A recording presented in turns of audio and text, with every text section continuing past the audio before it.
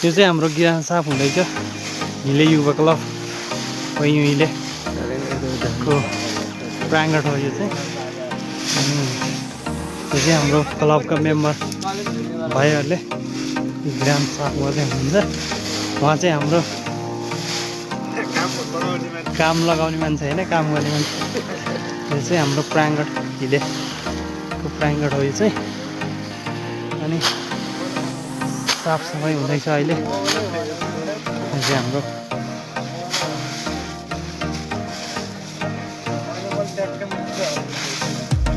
केटाहरू चाहिँ एकदम मेहनत गरेर राख्ने केटाहरूले चाहिँ धेरै मेहनत गरेर